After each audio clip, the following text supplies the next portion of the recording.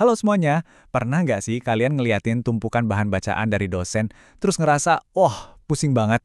Ya, kita semua pasti pernah ada di fase itu. Nah, di sesi penjelasan kita kali ini, kita bakal bongkar rahasia bertahan hidup di dunia perkuliahan. Gimana caranya kita beralih dari sekedar ngapalin materi gaya anak SMA, jadi pembaca kritis ala mahasiswa sungguhan. Di kampus, kita udah nggak bisa lagi cuma ingat fakta. Kita dituntut buat menganalisis, membongkar, dan mengevaluasi apa yang kita baca. Percaya deh, keterampilan inilah yang bakal jadi penentu kesuksesan akademik kalian. Coba deh jujur sama diri sendiri. Pas lagi baca buku teks tebal, kalian itu benar-benar lagi nyerap informasi atau cuma sekedar ngejak kata demi kata sambil berharap semuanya masuk aja gitu ke otak kayak sponge? Kalau dulu pas sekolah mungkin cara pasif ini masih mempan ya, tapi buat teks akademik kampus yang kompleks, cara ini dipastikan bakal gagal total. Kita nggak bisa lagi sekedar nerima informasi, kita harus mulai ambil perang aktif, ibaratnya kayak seorang penyelidik. Jadi, kebiasaan lama baca sekilas secara pasif ini, di mana kita baca tanpa tujuan, cuma nyari fakta acak dan berharap ada yang nyantol, harus benar-benar kita tinggalin. Di dunia perkuliahan, kita dituntut buat ngelakuin yang namanya membaca aktif. Maksudnya gini, tiap kali kita buka buku teks atau jurnal, kita udah harus punya serangkaian pertanyaan kunci di kepala kita. Kita nyari sesuatu yang spesifik. Ini tuh lompatan mindset yang lumayan besar dari masa sekolah ke dunia kampus loh. Oke, kita masuk ke bagian pertama.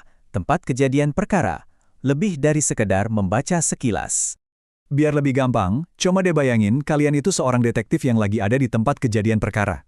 Baca sekilas tuh ibarat kalian cuma berdiri di luar garis polisi warna kuning itu dan ngeliatin semuanya dari jauh. Kalian bakal kelewatan banyak hal. Teks dari para akademisi itu padat dan maknanya sering banget disembunyiin di balik pilihan kata atau struktur yang rumit. Kita nggak bakal nemu jawabannya kalau cuma lihat permukaannya aja. Kita harus berani masuk, nyari petunjuk, dan narik kesimpulan sendiri tentang apa yang sebenarnya disiratkan sama si penulis. Lanjut ke bagian 2, mencari motif, menemukan tujuan penulis. Sekarang, yuk kita buka kotak peralatan investigasi kita. Alat pertama yang wajib banget kalian kuasai adalah kejelian mencari motif. Sebenarnya alasan teks ini ditulis tuh apa sih? Setiap teks pasti punya tujuan utama. Apakah buat ngasih informasi, atau nganalisis topik secara objektif? Atau jangan-jangan sengaja dirancang buat ngebujuk kita lewat argumen yang subjektif? Atau sekedar buat ngehibur lewat cerita? Tahu niat awal penulis ini, apakah dia netral atau lagi usaha ngebujuk kita, adalah langkah pertama yang paling krusial. Nah, gimana cara nemuin motif ini? Gampang kok. Kalian bisa perhatiin 3 petunjuk utama. Pertama, cek siapa target pembacanya. Apakah jurnal ini ditulis buat sesama dosen atau buat masyarakat umum? Terus, perhatiin pilihan katanya. Apakah bahasanya super teknis dan akademis atau justru memancing emosi? Dan terakhir, lihat sudut pandangnya. Apakah si penulis nyajiin 2 sisi argumen dengan adil atau kelihatan banget mihak salah satu sisi? Jawaban dari sini bakal langsung ngebongkar motif asli penulisnya. Kita masuk ke bagian 3 nih, memprofilkan tersangka, mengurai nada dan bias. Kalau motifnya udah dapat, sekarang kita pakai alat investigasi berikutnya, memprofilkan si tersangka alias penulisnya itu sendiri. Kita bakal lacak jejak emosional mereka. Bayangin aja pas orang lagi ngonong, pasti ada nada suaranya kan? Entah itu marah, ceria, atau sinis. Nah, di tulisan juga gitu. Penulis dengan sadar milih kata-katanya buat nunjukin sikap mereka. Seorang akademisi bisa aja nulis dengan nada yang sangat kritis, optimis, sarkastis, atau bahkan merendahkan. Contohnya nih, dari salah satu materi kita soal cerita pesta makan malam keluarga Van Hillary. Alih-alih ikutan marah nangkepin komentar pada seorang orang, si penulis justru pakai nada yang sangat kritis. Dia nulis kalau menghakimi orang tanpa tahu fakta lengkap, itu salah. Lihat kan, penulisnya milih kata-kata yang tegas tapi tetap elegan dan gak emosional. Nada kayak gini ngasih tahu kita banyak hal tentang karakter dan posisi si penulis. Selain nada, sebagai mahasiswa kita juga harus ekstra peka sama yang namanya bias.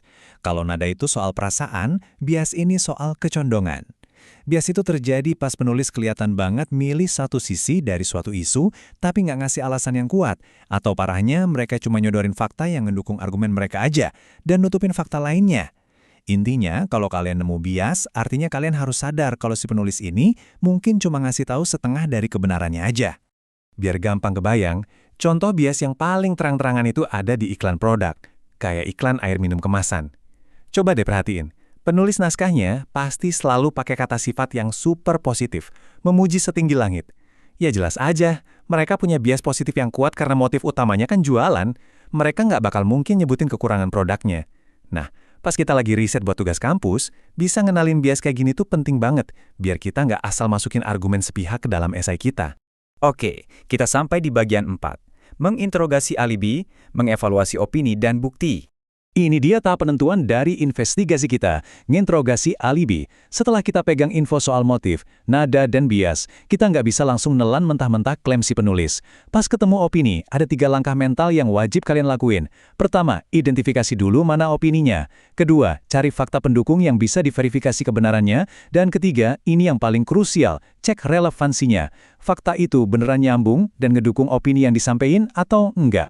Jadi gini konsepnya, sebuah opini itu baru bisa dibilang masuk akal atau dapat dibenarkan kalau dia didukung sama fakta yang kuat dan relevan sama klaim utamanya. Tapi hati-hati, banyak banget jebakan di sini. Opini bisa jadi nggak valid alias nggak bisa dibenerin kalau faktanya ternyata nggak nyambung sama sekali.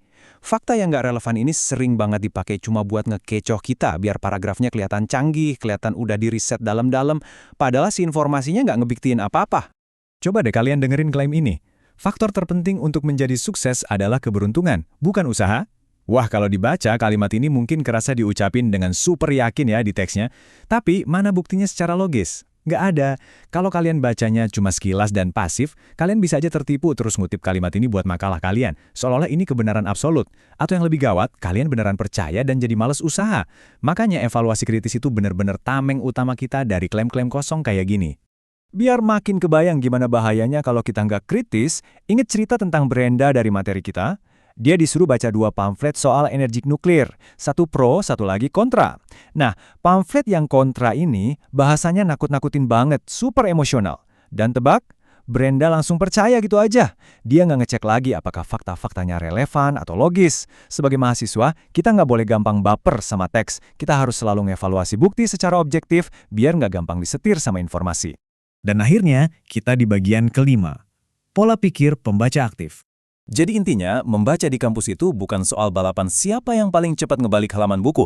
Ini soal seberapa jago kita nggunain alat-alat investigasi tadi buat ngelihat gambaran utuhnya. Yuk, ingat-ingat lagi perangkat kita. Ungkap tujuan penulisnya, urai nada yang mereka pakai, kenali bias yang bikin teksnya nggak seimbang, dan terakhir, evaluasi setiap opini pakai fakta yang benar-benar relevan.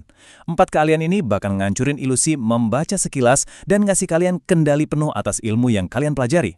Sebagai penutup, saya mau ninggalin satu pertanyaan nih buat kalian. Besok, pas kalian lagi di perpustakaan, ngadepin tumpukan jurnal-jurnal akademik yang tebel itu, apakah kalian mau ngebiarin informasinya lewat gitu aja, cuma dibaca sekilas kayak dulu? Atau, kalian mau ambil peran sebagai penyelidik sejati yang interogasi setiap teks buat nemuin makna aslinya? Pilihan ada di tangan kalian ya. Makasih banget udah ngikutin sesi penjelasan kita kali ini. Selamat bereksplorasi dan selamat menyelidiki teman-teman mahasiswa.